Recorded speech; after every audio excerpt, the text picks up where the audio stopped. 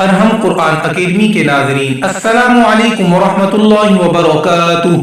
معزز ناظرین، حضرت ابو ہریرہ رضی اللہ تعالی عنہ بیان کرتے ہیں کہ رسول اللہ صلی اللہ علیہ وآلہ وسلم نے فرمایا، کون ایسا شخص ہے جو مجھ سے 5 باتوں کو سن کر ان پر عمل کرے، یا کم از کم کسی ایسے شخص کو بتا دے جو ان پر عمل کرے؟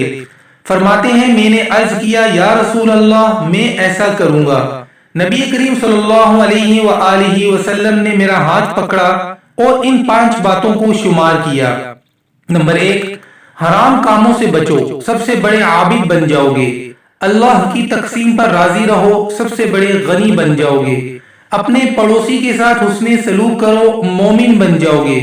جو اپنے لیے پسند کرتے ہو، لوگوں کے لیے بھی وہی پسند کرو، مسلمان بن جاؤ گے۔